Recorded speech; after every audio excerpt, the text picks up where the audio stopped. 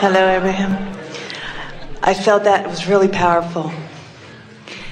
And I think I'm almost there, but I would like my sexuality back. Well, do you know where sexuality is? It's right over there with alignment. It is. So get aligned and it will be there, or even get in the vicinity of it. Do you remember what you felt like on the whole when you were feeling that sexual energy? Yes, I do. Well, give us some description of it.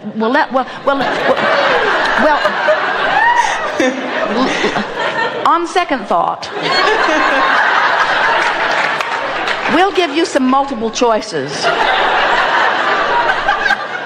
Did you feel more in love with life or discouraged about life then? I loved life. It was a freedom that I had, and nothing bothered me. It was just a freedom. So you had a zest for life that was pulsing through you in every way because your stream was moving rapidly and you didn't have a whole bunch of things that you were fussing and worrying about that were holding you back from the momentum of the stream.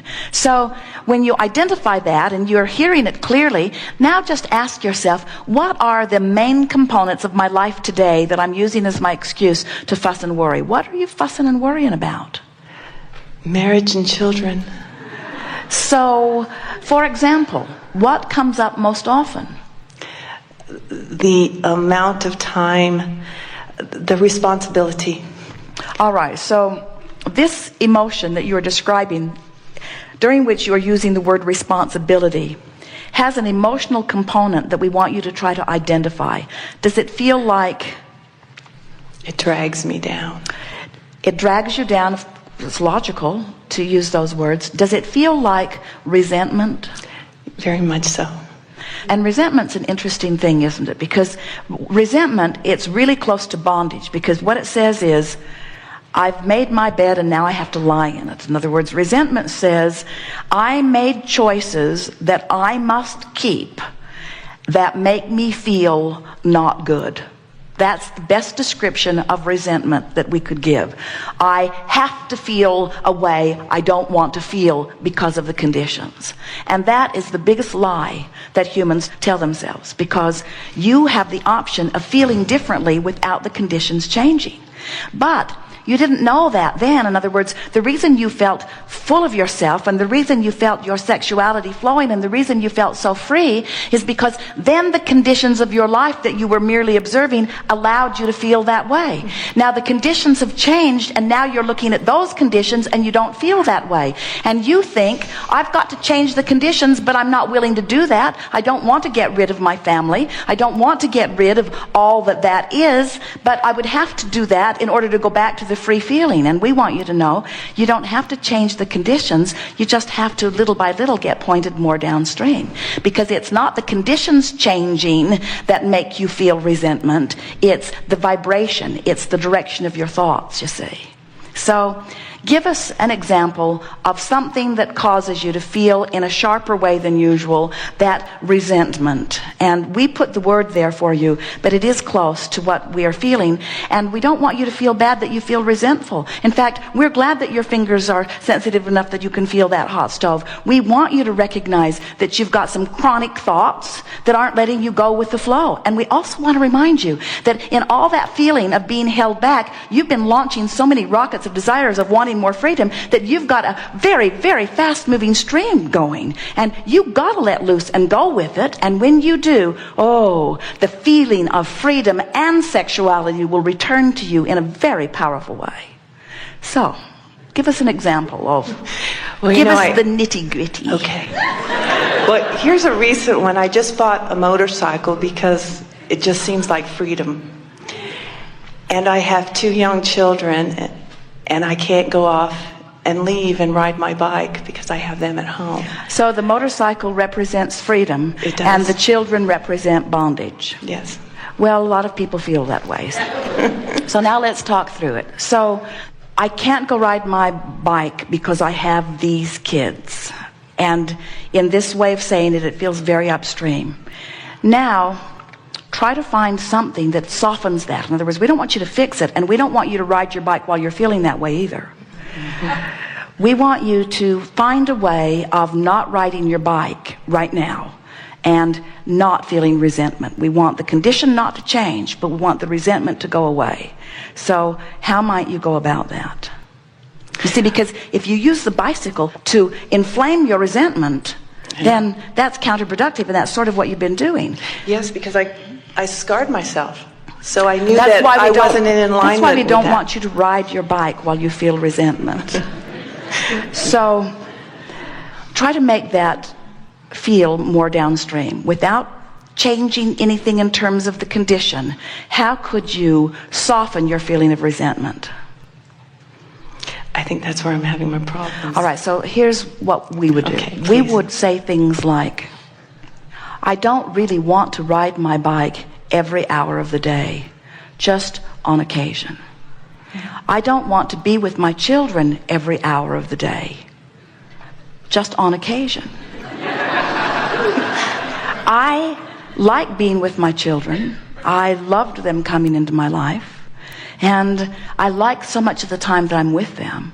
I believe that I can manage my life better and better so that I can have my children and my bike too. I just have to figure this out, and I will. And meanwhile, isn't it lovely that I have this bike? And isn't it lovelier that I have these children?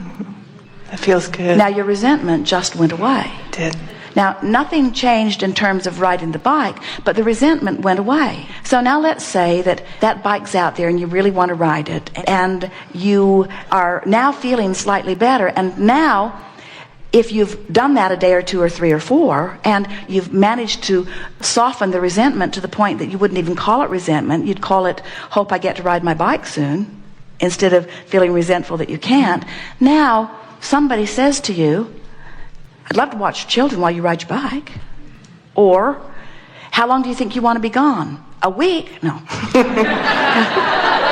In other words, why don't I watch your kids while you take a quick spin around the block or whatever? In other words, you'll begin to see that as you feel differently, the universe can yield to you things that match your different vibrational stance. When you feel this way, everything matches that. And you know what matches resentment? Nobody comes to help you. Nobody knows you're alive. Nobody tries to help you out. Nobody seems to see you. You seem to be invisible. Your children are ornery, even though you're sacrificing your entire bike riding life for them. That's it. Yeah, that's it. When you feel that way, those are the kinds of manifestations you must have. But once you release a little bit of that, and now you're loving your children, you're loving your bike, different manifestations match that vibrational balance, you see. Mm-hmm. So you just keep shifting and shifting until before you know it, people are saying to you, you are the best mother I've ever seen, and I've never known anybody that spends so much time on a motorcycle. How do you find the time? And you say, I don't know, it just seems to show itself to me. People are coming from out of the woodwork. People are wanting to be with my kids. My kids are loving this. Look, that's my newfound nanny following me on my bike in her car with my kids. We're going up the mountain, and when we get there, we're going to have a picnic. And when they get bigger, they'll be on the back of the bike. And when they get bigger still, they'll have a bike. There you go. Yes. You are powerful creators, and it is delightful to visit with all of you. We've enjoyed this interaction more than words can explain. It is especially delicious to us because we see what's in your vibrational escrow, and we know the deliciousness of the contrast that caused you to put it there. We also know the deliciousness of the journey between where you are now and the full manifestation of it. We also know that there will never really ever be a full manifestation of what's in your vibrational escrow because you are putting more stuff in it all the time. So there's no ending to the river. There's no ending to the universal assistance. There's no ending to the potential for the joy that is there. There's no ending to the composing. There's no ending to the music. There's no ending to the ideas. There's no ending to that which you are. You are eternal beings, and you've come into what we see as the perfect environment of contrast to birth desires. And we want to say to you, if this time-space reality in which you are focused has the wherewithal to inspire within you a desire, it has the wherewithal to provide every component necessary for the full-blown manifestation of that desire. But you can't get there unless you feel good. So the first order of business in the creating of the money you want, the relationships you want, the music you want, the books you want to write, the relationships you want with your children, your relationship with life, your first job is to work toward seeing this moment through the eyes of Source, and this moment through the eyes of Source, and this moment through the eyes of Source. And we think that you think that the eyes of Source is so grandiose that it wouldn't be interested in the nitpicking little thing that you're dealing with now. But it is. The eyes of Source are looking at everything that you're looking at, and in a way that you must find alignment with. When you meet someone who's rude, the eyes of Source are seeing them differently than you are in your determination that they are rude. You want to see if you can find in them what the Source within you has found within them. And when you fixate on that, they cannot be rude to you. No one can be rude to someone who's looking through the eyes of Source.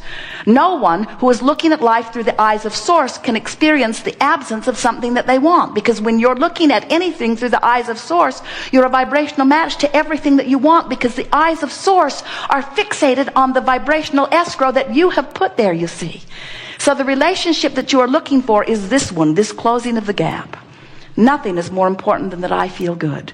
Today, no matter where I'm going and no matter what I'm doing, it is my dominant intent to look for that which I'm wanting to see, to find the best feeling place that I can find, no matter what this business that is before me is. So I'm driving through traffic, and the guy comes around me and he cuts me off and then slows down, and he's right in front of me, and now I'm going slower than I was going before he came, and he's making it worse because he's flipping me off and trying to make it look like I did something wrong. And now I have a decision to make. I can see him through the eyes of Source, or I can feel the resentment that is more natural to me right now. So I decide to see him through the eyes of Source, and I think, I really don't know what's going on in his experience.